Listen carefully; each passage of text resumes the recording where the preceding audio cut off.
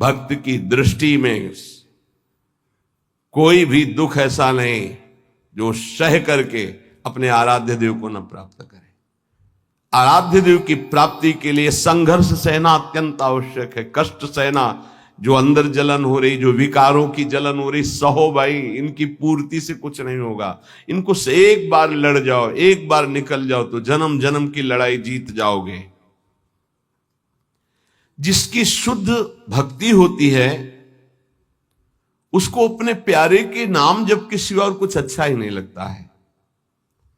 बस उसकी लीला कोई सुना दे, उसके गुणों की चर्चा करा दे, उसकी रूप माधुरी का चिंतन करे। तो मेरे प्रभु का स्वभाव है कि जो प्रभु को जपते हैं प्रभु उनको जपते हैं। ये बात समझ लो। आप प्रभु की लीला कथा सुन रहे हैं, प्रभु आपको देखकर इस भाव से, जब हमारा हृदय पवित्र होता है तभी हम भगवान को भाव से बच पाते हैं। अभी भाव नहीं, अभी तो भाव की केवल बातें सुना के बातें करते हैं, भाव नहीं जागृत हुआ। भाव जागृत होने पर इन तीन पर आपका महत्व नहीं रह जाएगा। स्वजन संबंधियों पर, अर्थ के द्वारा प्राप्त होने वाले भोगों पर, और इष्ट देव से बिलक साधनाओं पर, इन पर आपका राग नहीं रह जाएगा। ये पहचान है भाव की। आराध्य देव पर ही केवल, जैसे गोस्वामी जी कहते, बने तो रघुबर ते बने, बिगड़े तो भरपूर, तुलसी औरन ते बने, ता बनबे पे धूर। जब तक नाशवान पदार्थों में महत्व रहेगा, ये जो श्लोक है कि जिस प्रकार से भक्त मेरी शरण में आता है, मेरा भजन करता है, मैं वैसे ही उसका भजन करता हूं। नाशवान पदार्थों का महत्व देने से हमारा मन अपवित्र हो जाता है। नाशवान पदार्थों के भोगने से हमारी इंद्रियां और तन अपवित्र हो जाता है, हमारे कर्म अपवित्र हो जाते हैं, तो जन्म निश्चित हो गया अगला। और जब हम भगवान की शरण में आते हैं, भगवत नाम जप करते हैं, भगवत शरणागत होते हैं, भगवत भक्तों का संग करते हैं, तो सारी मलिनता नष्ट हो जाती है। तन की, मन की, स्वभाव की, सब मलिनता नष्ट हो जाती है। इस बात को समझिए। शरीर, इंद्रिया, मन, बुद्धि, पद, योग्यता, अधिकार, धन, जमीन, जितनी भी ये सब हैं, इनमें रुचि, आसक्ति, ये तुम्हारे मन को पवित्र कर देगी, तन को अपवित्र कर देगी, स्वभाव को अपवित्र कर देगी। अगर इन्हीं सभी को प्रभु को समर्पित करके कर्तव्य कर्म का पालन करते हुए नाम जप करोगे तो सब कुछ पवित्र हो जाएगा। जैसे जड़ मिठाई कभी ऐसे लगाने वाली नहीं होती, लेकिन जब प्रभु को अर्पित करते तो प्रसाद हो जाती है। मांग करके किनका मिलता है तो बड़ा आनंद का अनुभव होता है, मेरे प्रभु का प्रसाद है। ऐसे ही शरीर, इंद्रिया, मन, बुद्धि, पद, योग्यता, अधिकार, धन, जमीन, जो कुछ भी है उसे प्रभु को अर्पित करके अपने कर्तव्य का पालन करते हुए जो नाम जप करता है, उसका तन पवित्र, उसका मन पवित्र, उसका स्वभाव पवित्र, उसकी सब वस्तुएं पवित्र हो जाती है। अब तो वैसी निष्ठा नहीं दिखाई दे रही है, होगी किसी के अंदर। पहले महापुरुषों में देखा, जैसे श्री चतुर्भुजदास जी महाराज, जो सेवक जी के मित्र थे, अगर जिस गांव में गए वहां अगर वैष्णव नहीं है, कंठी तिलकधारी, तो उस गांव के कुएं का पानी भी नहीं पिएंगे, ऐसी निष्ठा रखते थे। यहां एक भी वैष्णव नगर में नहीं थे। नगर क्या है, ये भूतों का डेरा है। फिर जहां भगवान का भक्त नहीं, भगवान का भजन नहीं, नाम कीर्तन नहीं, उस नगर का पानी नहीं पीते थे। ये उनके चरित्र में आया है। बहुत पवित्रता का निर्वाह महापुरुष जन भजन के लिए करते थे। गले में कंठी नहीं, मस्तक पे तिलक नहीं, तो हाथ से पानी पीने की रुचि नहीं है। ऐसी निष्ठा में ही तो सब। इसी निष्ठा का प्रभाव दैवी शक्ति को भी परास्त कर दिया। एक दिन एक नगर से निकल रहे थे तो देखा एक आदमी चिल्ला रहा था, रो रहा था, उसके हाथ पीछे बंधे हुए थे और बड़ा ढोल नगाड़ा बज रहा था, उसको घसीटते हुए ले जा रहे थे। चतुर्भुज दास जी मंडली के सहित मुरली मनोहर अपने ठाकुर को लेकर, मुरलीधर को, वो विचरण करते थे। तो उन्होंने लोगों से पूछा, ये आदमी इतना त्राहिमाम बोल रहा है, इसका कोई साथ क्यों नहीं दे रहा है, इसको क्या? तो बोले ये देवी के बलि चढ़ाने के लिए ले जाया जा रहा। देवी की बलि? कहाँ है मंदिर? गांव के बाहर है।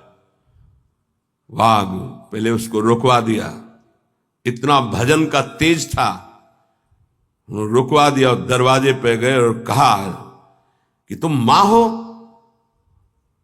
कैसी मां हो जो तुम अपने बच्चों की हत्या करवाकर मुस्कुराना सीखती हो? तुम मां हो, इसका मतलब है तुम्हारे अंदर ममत्व तो नष्ट हो चुका है। चाहे कोई भी सृष्टि का जीव हो, वो तुम्हारा बेटा होता है। कुपुत्रो जायते क्वचित कुमाता न भवति। ये कैसा न्याय आपका कि आपके सामने आपके बेटे को बंदी बनाकर बलि दिया जा रहा हो, आप प्रसन्न मुद्रा में हो। वहां के पुजारी ने कहा, आप अंदर नहीं घुस सकते। बोले ये अंदर नहीं रह सकते। अब ठाकुर जी को साथ लेके तो देवी जी बाहर निकल आए, ठाकुर जी को सिंहासन पे विराजमान किया। उनके भागवतिक वैष्णव तेज भजन के प्रताप से लिखा हुआ है भक्तमाल जी में भी, जहां भी उनका चरित्र चतुर्भुज दास जी का, ऐसे हरिव्यास देवाचार्य जी। तो देवी जी ने कहा, क्या आदेश है हमारे लिए? देवी जी ने कहा, तो उनका पहले यहां के राजा को बोलो कि आज के बाद अगर यहां बलि चढ़ी तो सर्वनाश तुम ही करोगी। बोलो जाके यही। राजा को जाकर के देवी जी ने भय दिखाया और कहा, अगर आज के बाद किसी भी जीव की हमारे ऊपर बलि चढ़ाई गई तो अब हम वैष्णवी हो गई है, आज के बाद को। हाँ, अगर बलि चढ़ानी तो नारियल नींबू आदि, ये नहीं, जीवों की बलि नहीं। कंठी बांधी देवी जी के और श्री जी के चरणारविंद की आसक्ति का मंत्र दिया देवी जी को चतुर्भुज दास जी ने। ठाकुर मुरलीधर को वहां विराजमान करके नाम कीर्तन बंद करा दी, प्रथा मुक्त करवा दिया। जो बलि के लिए लाए, नाम बल, भजन बल। यदि आप प्रभु का आश्रय नहीं लिए, नाम जप नहीं कर रहे, तो यही शरीर, इंद्रियां, मन, बुद्धि, पद, योग्यता, अधिकार, धन, जमीन, ये तुम्हारे तन को मलिन, मन को मलिन, स्वभाव को मलिन और अगला जन्म निश्चित। जैसे कोई कहता है हम तो पिछले जन्म को मानते नहीं, अगले जन्म को मानते ही नहीं, तो तुम्हारे मानने न मानने से सृष्टि चल रही क्या? कि तुम मानोगे तो सृष्टि चलेगी, नहीं तो बंद हो जाए। हम मानते नहीं सूर्य उदय होता है, तो सूर्य उदय बंद हो जाएगा क्या तुम्हारे मानने ना मानने से? क्या ईश्वर का संविधान और शासन आंख मूंदने से टल जाएगा क्या? तुम्हारे ऐसा कहने से टल जाएगा क्या? अगर नहीं मानते हो तो है कोई परम शक्तिशाली जो बरबस जीव को उसके कर्म को भुगवा रहा है कोई कर्म का प्रबल फल देने वाला महान ईश्वर जो सुख और दुख के चक्र में पूरी सृष्टि को फंसाए हुए है। उसी से मुक्त होने के लिए वही है एकमात्र जिसका आश्रय ले लो। भक्त को भगवान के स्वरूप का ज्ञान, भगवान का दर्शन, भगवान के साथ खेल खेलने का सौभाग्य, तीन बातें जो प्राप्त होती है, ये ज्ञानी को नहीं प्राप्त होती है। भगवान के प्रेम स्वरूप, भगवान का दर्शन, संभाषण और भगवान के साथ खेलना, ये नहीं। ये बड़ी दुर्लभ बात भक्ति से प्राप्त होती, इसलिए सर्वोपरि भक्ति। जो भगवत परायण भक्त है उसमें शरीर और संसार की आसक्ति नहीं रहती। देख लो, शरीर और संसार की आसक्ति नहीं रहती। इस भगवत परायणता के लिए हठ पूर्वक बहुत नाम जपा जाए तब ये जागृत होती भगवत परायणता। हठ पूर्वक शब्द आया है। हठ पूर्वक हमको नाम जप करना बहुत कठिन है। नाम जप करना, बातें बना लेना अलग बात है, नाम जप करना बहुत कठिन है। अगर नाम जप हठ पूर्वक करोगे तो संसार शरीर की आसक्ति नष्ट हो जाएगी, भगवत परायण हो जाओगे, भगवान के तत्व का ज्ञान हो जाएगा, भगवान से प्रेम हो जाएगा, भगवान का साक्षात्कार हो जाएगा, भगवान से वार्ता होगी, भगवान के साथ खेलोगे। जब भगवत परायणता जागृत होती है तो कुत्ता, गधा, चांडाल, जहां दृष्टि जाती है वहां श्री कृष्ण दिखाई देते हैं। विद्या विनय संपन्ने ब्राह्मणे गविहस्तनी स्वनी चय सुपाके चा पंडिता समदर्शिना, ये तत्वबोध हो जाता है भक्त को, क्योंकि उसकी दृष्टि भगवत स्वरूप हो गई तो पूरी सृष्टि भगवत स्वरूप हो गई। किसकी? जो हठ पूर्वक नाम जप करता है। हठ पूर्वक मतलब स्वाद नहीं मिल रहा, कोई रुचि नहीं, पर गुरुदेव ने कहा इसलिए मुझे जप करना ही है। जब बिना किसी प्रयास के भगवत स्मरण चलने लगे, बिना कोई अटकल लगाए कि अरे सब में भगवान है, और भगवान दिखने लगे, तो समझ लेना चाहिए कि अब हमारा कार्य पूरा हो गया है। सर्वत जैसे साधक देखेगा तो पहले स्त्री पुरुष दिखाई देगा, फिर भावना करेगा कि इसमें श्री भगवान है, लेकिन परिपक्व जब हो जाएगा तो ये ढांचे नहीं दिखाई देंगे, केवल भगवान दिखाई देंगे। साधक हठपूर्वक भजन करता है, लेकिन जब परिपक्व अवस्था आती है तो भजन करना, सोचो कितना आनंद होगा। भजन करना नहीं पड़ रहा, स्वाभाविक भजन हो रहा है, स्वाभाविक स्मरण हो रहा है। देखो, जल जड़ है, जल तत्व जड़ है, पर इस जल में जब रगड़ पैदा की जाती है तो बिजली पैदा हो जाती है। इसी प्रकार जो भक्त इस जड़ जिह्वा में नाम की रगड़ पैदा करते तो इसे आध्यात्मिक अग्नि पैदा हो जाती है। यही सब पापों को भस्म करके, संचित कर्म को भस्म करके ये भगवत प्राप्ति कराती, ये समस्त विकारों पर विजय प्राप्त कराते हैं। जड़ जिह्वा पे जैसे बिजली घर्षण के द्वारा पैदा होती जल में, जल का परस्पर घर्षण होता है, उससे बिजली पैदा हो जाती है। ऐसे जिह्वा और नाम का घर्षण होता है तो एक आध्यात्मिक शक्ति पैदा होती है जो समस्त कामनाओं पर विजय प्राप्त कराती है, जो माया को पराजित करके भगवत साक्षात्कार कराती है। पकड़ो भाई, बात को पकड़ो। हमारा मन जो चाहता हो करवा लेता, हमें सामर्थ्य नहीं, वो सामर्थ्य नहीं। देखो ना बिजली कहां पैदा हुई हो, कहां तक प्रकाश कर रही है। ये बिजली पैदा होने का स्थान थोड़ी है, बिजली तो कहीं और पैदा हुई, लेकिन एक संबंध के कारण वो यहां भी प्रकाशित हो रही। क्रम से संबंध है तो यहां प्रकाशित हो रही। ऐसे ही रोम रोम रग रग में अध्यात्म शक्ति का प्रकाश, तो जगत में जो भी उसके सानिध्य में आएगा वो अध्यात्म शक्ति संपन्न हो जाएगा।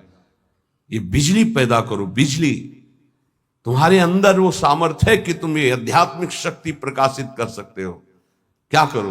बोले इस जड़ जिह्वा में नाम को रगड़ो, इसी से बिजली पैदा हो जाएगी। बहुत संघर्ष करता है तब भाव का प्रादुर्भाव हो जाता है। ये यथा माम प्रपद्यन्ते तास तथैव भजाम्य हम मम वर्तमानो वर्तन्ते मनुष्या पार्थ सर्वशा। भक्त भगवान की जिस भाव से, जिस संबंध से उपासना करता है, भगवान वैसा ही दर्शन देते हैं। देख लो, जब जहां जैसा भक्तों ने भाव किया, भगवान वैसी ही लीला की। ऐश्वर्य भाव रखोगे तो ऐश्वर्य दिखाई देंगे, माधुर्य भाव रखोगे तो माधुर्य दिखाई देंगे। भगवान उसी प्रकार से भक्त के अनुभव में आते हैं जो जैसा भगवान के प्रति भाव रखता है। कोई भक्त भगवान को अपना गुरु मानता है तो भगवान श्रेष्ठ गुरु रूप में आ जाते हैं। अगर कोई भगवान को शिष्य मानता है ऐसे संत महात्मा जन जो भगवान को शिष्य मानते हैं,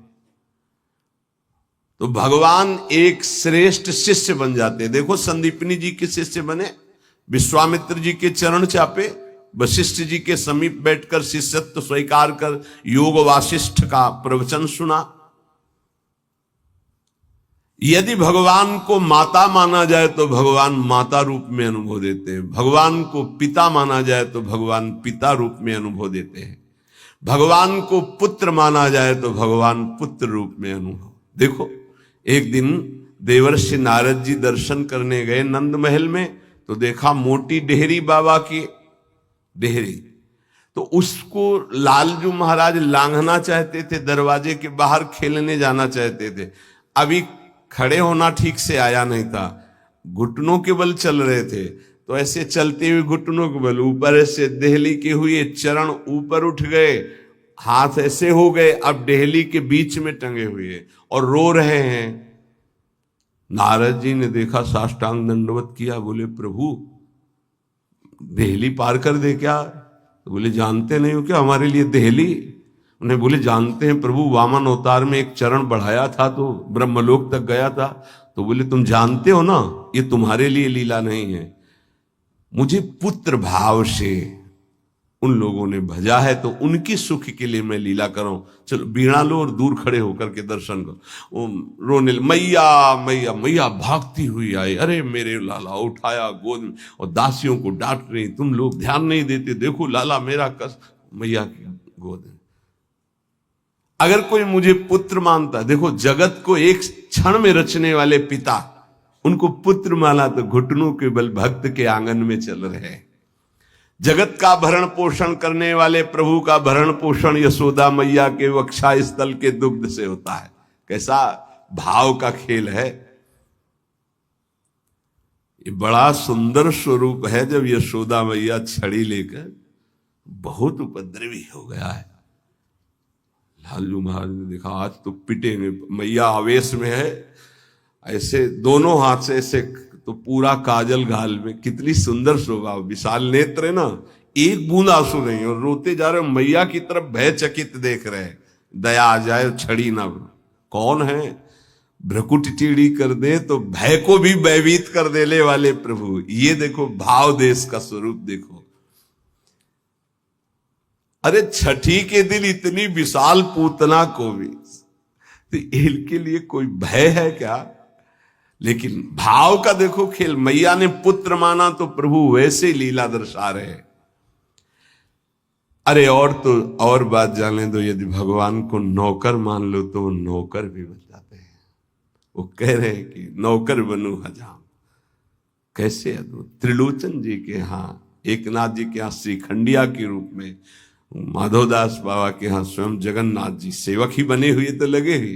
ये ऐसे भगवान से यदि अपनापन करके कोई भाव कर लो, वो आपको अनुभव कराएं। सच्ची कहते तुम पहचान नहीं पा रहे, रोज तुमसे मिलता है वो, हर क्षण तुमको देखता है क्योंकि तुम भक्त हो उनके, लेकिन तुम्हारे अंदर वो दृष्टि नहीं आई इसलिए नहीं देख पाते। तो रोज मिलता है छलिया, वो रोज मिलता है वेश बदल कर। इसीलिए हर समय सावधान रहो, पता नहीं किस रूप में मेरा प्रीतम आकर के कहीं चूक ना हो जाए। त्रिलोचन जी के हृदय में था कोई ऐसा साधु सेवी मिले, क्योंकि मुझे इतना समय नहीं मिलता कि मैं संतों के पास बैठूं, उनके मन की बात पूछूं, फिर वैसा उनकी सेवा करूं। व्यवस्था सब हो जाएगी, कोई ऐसा नौकर में। भक्त के अंदर की कोई भी इच्छा भगवान अधूरी नहीं छोड़ते। मुझे कोई नौकर रख ले, 14 वर्ष की अवस्था, नौ किशोर अवस्था, मलिन वस्त्र धारण किए हुए, फटे पुराने, ऐसे जैसे नौकर धारण करते हैं, सामने से निकले। और जगह बोलते जाके नहीं, केवल त्रिलोचन जी के दरवाजे में बोल सकते हैं ये कि मुझे नौकर रख ले। और किसी की हिम्मत ही नहीं, ब्रह्मा की भी हिम्मत नहीं, ब्रह्मा की भी हिम्मत नहीं कि इनकी तरफ ऐसे भाव से दे। ये भक्तों का खेल है। त्रिलोचन जी आओ आओ, हमें तो जरूरत है एक नौकर की, बस संत सेवा करवाने के लिए। आप क्या कर लेते हो? बोले बचपन से अनाथ हूं, मेरा कोई है नहीं, न माता न पिता न परिवार। तो झूठ भी नहीं बोल रहे, इनका कोई है ही नहीं, यही सब है तो इनका कौन है? बड़ा विचित्र खेल। भगवान शंकर का ब्याह हो रहा है तो शाखोच्चार बुलवाया जाता है, पीढ़ी के कुल परंपरागत। कहा गया हाँ आप अपने पिता का नाम लीजिए। भगवान शंकर ने कहा हम किसका नाम ले पिता के रूप में? चलो, ब्रह्मा जी की भ्रकुट से रुद्रावतार होता है, उनका ब्रह्मा जी, पिता ब्रह्मा, और पितामह अभेद है हरि और हर, पर चलो भगवान हरि की नाभि कमल से ब्रह्मा जी की भ्रकुट से रुद्रावतार, तो कहा हरि। प्रपितामह बोले शंकर। बाप बाबा के बाप बाबा है, अब उनके आगे कोई है नहीं तो क्या, बोलो प्रपितामह में शंकर को बोलो। नहीं, वो तो पहले बुलवाया है ना आपने, तो बोले पहले भी हम हैं, बाद में भी हम हैं, बीच में भी हम हैं। ये हैं इनका, तो इनकी हर बात सत्य होती है। कह रहे हैं कि मैं अनाथ हूं, क्यों? ये सबके दीनानाथ हैं, इनका नाथ कौन हो सकता है? मेरे परिवार में कोई नहीं है, क्योंकि यही सबके परिवार है, इनका परिवार कौन? चराचर जगत वही खुद बने हुए हैं। मेरे माता पिता ने, क्योंकि सबके माता पिता है। अच्छा, तो बचपन से हमको सेवा में बड़ी प्रवीणता है, हर कला हमको आती, पर साधु सेवा विशेष हमें रुचिकर है। अच्छा, तो तुम भोजन बना लेते हो? बोले एक बार बनवा दो, अगर संत अंगुली न चाटे तो बताना, इतना सुंदर। तो फीस क्या लोगे? पेमेंट क्या है आपकी? पेमेंट तो हम पैसे तो लेते नहीं, हमारी रुचि नहीं रहती पैसे में। लक्ष्मी जी चरण चापती, भगवान उधर नहीं देखते। नहीं तो आप कुछ तो होगी। बोले हाँ, थोड़ा भोजन ज्यादा पाते हैं हम। जितना हम भोजन पाएंगे तुम्हारी पत्नी पीसेगी, उसी के हाथ का पिसा पाएंगे, वही हमारे लिए बनाएगी, और 1000 संत आ जाएंगे, उनकी व्यवस्था हम करेंगे, तुम निश्चिंत रहो, कभी शिकायत नहीं मिलेगी। पत्नी से कहा समस्या का समाधान तुम ही हो। तो उनका कितना, आधा किलो आटे की रोटी पाएंगे? तो उनका इस भूल में मत रहना, अगर हम भरपेट पाएंगे तो 3-4 किलो तक पहुंच सकता है, हमें पीसना पड़ेगा। बोले शर्त है, अगर इतना कर सकती हो तो। और कभी किसी से कहोगी नहीं, अगर कह दिया तो फिर मैं नौकरी में नहीं रहूंगा। त्रिलोचन जी ने पत्नी से कहा बहुत सेवा की भावना हमारे अंदर थी, ये पुष्ट हो जाएगी इससे, तुम इतना स्वीकार कर लो। ठीक है, दोनों टाइम का भोजन हम बना के पीस के तुम्हें पवाएंगी, और तुम संत सेवा। भगवान जैसे किसी के मन में चल रहा है कि आज बढ़िया कढ़ी बनती है ऐसी ऐसी, तो भगवान वैसे ही बना के सबकी सेवा में रत। अब तो वहां संत समाज आती, खूब नाम कीर्तन, खूब कथा। त्रिलोचन जी निहाल हो गए कि मुझे, और नाम पूछा तुम्हारा नाम क्या है? तो बोले अंतर्यामी।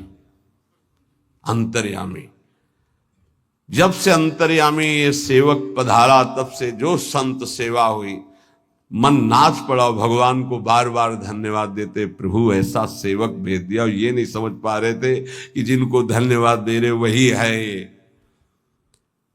अब सुबह का पीसना 10 बजे तक पीस कर बना के खवाया, बर्तन मांजा, शाम के फिर पीसने का नंबर, क्योंकि उतना ही पाना है। वर्ष भर हो गया, कहीं जाने को नहीं मिला। एक दिन आया कि दोपहर थोड़ा समय में तो निकले, बगल में पड़ोसन मित्र थी उसके, वो गए। तो उन्होंने कहा कि बहन बहुत दुबली हो रही हो, कुछ बात तो है ही है, विचित्र चरित्र है। वो यही कहेंगे, कहना नहीं किसी से, पूरी बात ऐसे फैल जाएगी, क्योंकि महाराज ये स्वभाव रखा गया है। महाराज युधिष्ठिर जी ने ये शाप दे दिया था। जब सबको अर्घ दान दिया जा रहा था, तो माता कुंती ने कहा कि बेटा कर्ण को भी अर्घदान दे दीजिए, जो पित्त तर्पण आदि के मंत्रों द्वारा। तो उनका उसके कारण ही पूरे वंश का, कौरवों के विनाश हो गया। अगर वो साथ ना देता तो कभी हमसे युद्ध ही नहीं होता। ऐसे विपक्षी के लिए आप कैसे बोल दिए कि आप उसको पित्त तर्पण करो इस समय? माता आपकी बुद्धि कैसा निर्णय कर रही है? ऐसे धूर्त को तुम कह रहे हो कि मैं, जो द्रौपदी के लिए गंदे वचन बोला, जिसके बल से बलवान होकर दुर्योधन ने युद्ध किया, न जाने क्या क्या कष्ट सहना पड़ा। तो उनका बेटा तुमसे छुपाया था एक बात है। क्या? वो तुम्हारा बड़ा भाई है, कर्ण मेरा बड़ा भाई। तब उन्होंने कहा, मां अगर तुम इतना कह देती तो मैं पैर छूकर जे ही उसके सामने झुकता तो पूरा बच जाता, राज समाज नहीं मारा जाता, क्योंकि उसी के बल से दुर्योधन बलवान होकर लड़ रहा था। हमें कोई वैर होता ही नहीं। जब कर्ण को हम अपना राज्य दे देते तो दुर्योधन का मित्र ही था, कोई झगड़ा ही नहीं होता। मां ये बात पहले क्यों नहीं बताई? आज से मैं शाप देता हूं, कोई भी विशेष गुप्त बात माताओं के हृदय में ना टिके। सांसारिक बात की क्षमता को सह पाना कोई महाभागवत की ही बात है। तो उन्होंने कहा कि कहना नहीं। अरे बोले, दीदी तुम विश्वास मानो, कभी कहा है हमने? बोले, एक नौकर आया है, बस कहना नहीं। बोले, नहीं किसी से नहीं। एक नौकर आया है, वो बहुत सेवा करता है पर खाता बहुत है, और उसको बना बना के हम ही को खवाना होता है, इसलिए हम दुबली भी हो गए, तुमसे मिलने भी नहीं आ पाए। लेकिन कहना नहीं, वो चला जाएगा।